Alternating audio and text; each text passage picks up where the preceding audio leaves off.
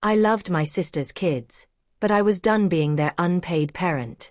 When she announced she was pregnant again, the 5th time, and my own parents mocked me for not having kids, something inside me snapped. The next morning, I packed my things and left without a word. What happened next would turn my family's world upside down, and teach them a lesson they'd never forget. My name is Sarah, and for most of my adult life, my family treated my childlessness like a public resource. Not a choice. Not a boundary. A vacancy. If you didn't have kids, in my family, you didn't have a life. You had availability. I didn't realize when it started. That's the part people never warn you about. Exploitation doesn't arrive screaming. It arrives smiling, wrapped in compliments and necessity. You're so dependable. You're the strong one. You don't have much tying you down. I was 32, living alone in a modest condo I'd worked hard for, and finally steady in my career as a compliance analyst for a logistics firm. No drama. No chaos. Just routines I built carefully after years of instability. My sister Rebecca hated that. Not openly. Not at first. But every time she looked at my quiet life, I could see something curdle behind her smile. Rebecca was pregnant for the 5th time. She already had 4 kids under 12, each one louder and needier than the last. Different schools. Different schedules. Different fathers. Her current husband, Mark, drifted in and out of employment and permanently out of responsibility. Our parents called it a blessing. I called it what it was. Unsustainable. The announcement came at my parents' house during Sunday lunch. Rebecca didn't tell us immediately. She waited until the table was full, plates heavy, wine poured. My mother stood at the counter slicing cake she hadn't yet served, humming like this was already a celebration. Rebecca stood up suddenly, pressing both hands to her stomach. "We have news," she said, glowing. I knew before she said it. Everyone else erupted like fireworks. My mother shrieked and rushed over. My father stood, clapping like this was an award ceremony. My aunt gasped. My cousins started counting on their fingers. 5, my father said proudly. That's beautiful. I smiled because that's what I've been trained to do. Then my mother turned toward me, still gripping Rebecca's hands. Well, she said, loud enough for the whole table. Thank God Sarah doesn't have children yet. Someone will actually be able to help. The laughter was instant. Not malicious. Not cruel. Worse. Casual. Rebecca laughed hardest. She's basically a mom already, she said. She just forgot to get pregnant. More laughter. I felt something shift in my chest. Not anger. Recognition. They weren't asking. They were assigning. It started small. My parents added me to Rebecca's school emergency contact list, just in case. I found out when the school secretary called me during a meeting. "Oh, you're her sister," she said cheerfully. "You're listed as primary backup for all 4 kids." Primary. I corrected her. Or tried to. But the paperwork had already been filed. Then my mother asked me to stop by Rebecca's place twice a week after work. Just to help her get organized, she said. You're good at systems. That turned into homework supervision. Then dinner. Then bedtime routines when Mark ran late. Rebecca began dropping phrases into conversations like anchors. You don't have kids, so you understand free time. You're lucky, you get to leave when you want. Some of us don't have that luxury. She said it with a smile, but her eyes always checked to see if it landed. My parents reinforced it constantly. Sarah, you don't know real exhaustion. Sarah, you'll understand when you're a mother. Sarah, family helps family. I was family when they needed help. A cautionary tale when they didn't. The group chat was where it got uglier. It started as updates. Appointments. School reminders. Then the jokes crept in. Sarah's uterus is on vacation again. Career woman problems. At least someone has energy to drive the kids. No one shut it down. Not my parents. Not my aunts. Not Rebecca.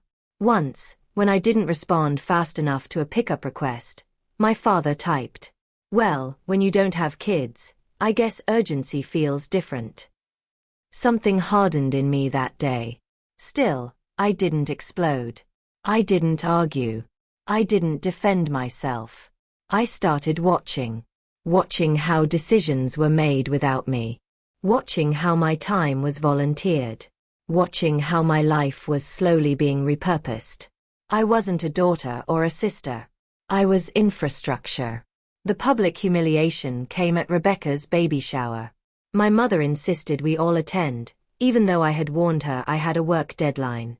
"Family first," she said sharply. The room was filled with pastel balloons and forced cheer. Someone had hung a banner that read "Blessed beyond measure." Rebecca opened gifts while everyone oohed and ahed. Then my aunt stood up with a toast. "To Rebecca," she said, lifting her glass. "And to Sarah, for all the practice she's getting." Laughter again. My mother added, "Maybe God is preparing you, Sarah." Rebecca smirked. "Or maybe she's just not cut out for the real thing." That one landed differently. It stung. Not because it was true, but because it was said publicly, casually, like a verdict. I looked around the room. No one met my eyes. And in that silence, something clicked. They didn't see me as someone who would leave. They thought I was permanent. That night, I didn't cry. I went home, opened my laptop, and started planning. Quietly. Methodically. I reviewed my finances. Updated my resume. Researched transfer opportunities within my company. I stopped responding immediately to messages. Stopped explaining myself. Stopped offering solutions. I watched the panic begin. "Where are you? Can you come tonight? We assumed you'd handle this." I didn't answer. A week later, I overheard my parents talking on speakerphone. "If she ever pulls away," my father said, irritated, "we'll make sure she understands what family loyalty means." My mother agreed. That was the moment I stopped feeling guilty. Because people who love you don't threaten you for independence. They don't fear your absence. They fear losing control. And I was done being controlled. I didn't announce my departure. That wasn't an accident. It was strategy. When people believe they own pieces of you, they don't respond to explanations. They respond to resistance. And resistance only gives them something to push against. So I didn't push. I disappeared. I took a week of approved leave from work, citing a professional development seminar out of state. I packed my condo in stages, taking small loads to a storage unit so nothing looked suspicious. I forwarded my mail to a P.O. box, changed my emergency contacts, removed myself from shared calendars, and quietly resigned from every role I'd never agreed to hold. By the time my parents realized I wasn't answering, there was nothing left to argue with. I was gone. The first message came that same morning. "Sarah, the school called. Where are you?" I read it while stopped at a red light 2 hours from my old neighborhood. I didn't reply. 10 minutes later, another message. "You didn't tell anyone you were leaving." That one almost made me laugh. I hadn't told anyone I was staying either. By noon, the family group chat had erupted. My mother accused me of being dramatic. My father accused me of being ungrateful. Rebecca accused me of betrayal. None of them asked if I was okay. Not once. By evening, panic set in. They hadn't planned for my absence because they'd never believed it was possible. The following day, Rebecca missed work. One of the kids stayed home sick. Another missed a pickup. The carefully balanced chaos I'd been managing alone for years collapsed within 48 hours. That's when my parents stopped pretending this was about concern. It became about control. "You can't just leave responsibilities," my father texted. "You don't get to opt out of family," my mother added. I stared at my phone, sitting on the floor of my new apartment surrounded by boxes. They weren't worried about the children. They were worried about exposure. The knock came on the third day. Firm. Professional. Polite. When I opened the door, a woman stood there with a badge and a clipboard, her expression neutral but alert. Ms. Whitman. Yes. I'm with Family Services. We need to talk. I invited her in without hesitation. People who lie fear questions. People who tell the truth prepare for them. She explained the report carefully. According to the complaint, I had acted as a primary caregiver for multiple minors, made verbal commitments to ongoing support, abruptly abandoned those responsibilities, caused emotional distress and instability. The words were precise, legal, crafted to imply obligation without proof. I listened without interrupting. Then I asked her to wait one moment. I retrieved the folder I'd assembled weeks earlier. I hadn't known exactly how it would be used, only that someday it would be. Inside were screenshots, emails, and timestamps. Messages where my parents volunteered my time without asking. Group chat jokes ridiculing my child-free life. School forms listing me as emergency contact, submitted without my signature. Texts where Rebecca informed me of schedules instead of requesting help. I showed her everything. Did you ever agree to this role in writing? She asked. No. Were you paid or compensated? No. Were you legally appointed guardian or caregiver? No. She nodded slowly. This appears, she said, choosing her words carefully, to be a pattern of coercive reliance. I exhaled for the first time in days. Family Services didn't storm in and arrest anyone. They did something far more destabilizing. They opened a file. That meant home visits, school interviews, documentation reviews, mandatory explanations. It meant my parents, who prided themselves on appearances, suddenly had professionals asking uncomfortable questions. Why were the children so dependent on their aunt? Why were responsibilities shifted without formal agreement? Why was pressure applied instead of support? My parents had no answers that didn't contradict each other. Rebecca cried. A lot. Mark stopped showing up. The calls intensified. You're embarrassing us, my mother hissed in a voicemail. Do you know what this looks like? My father demanded. I didn't respond. Silence is terrifying to people who rely on noise to dominate. When they realized guilt wasn't working, they tried fear. You could ruin Rebecca's life. Think about the kids. Do you want them taken away? That one almost broke me. Almost. But I remembered something important. They had never protected me from harm. They had only protected their access to me. So I blocked them. The investigation stretched on for weeks. Teachers confirmed what I already knew.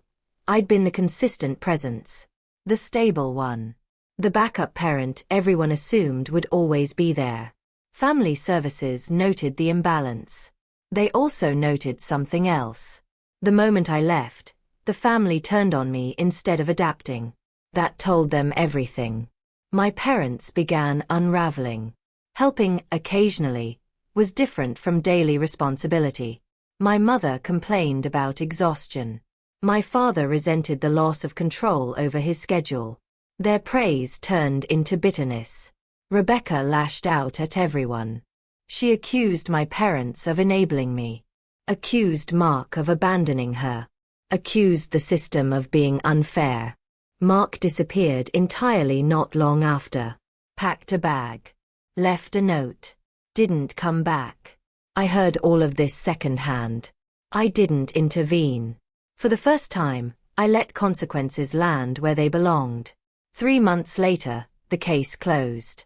No findings against me. A formal warning issued for misuse of reporting services. Recommendations for family counseling, which they ignored. I read the email once, then archived it. I didn't feel victorious. I felt finished. My life, meanwhile, became quiet in ways I hadn't known were possible. I transferred to a department that required travel, something my family had always discouraged because it made me less available. I joined a gym, took weekend classes, built friendships that didn't revolve around obligation. I slept 8 hours for the first time in years. No midnight emergencies. No last-minute demands. No guilt disguised as love. Peace didn't arrive loudly. It arrived when my phone stopped buzzing. The only contact I allowed came through Evan. He emailed me from a school computer. Short sentences. Careful words. I think I understand now. It's different without you. I don't blame you. I cried then. Not from guilt.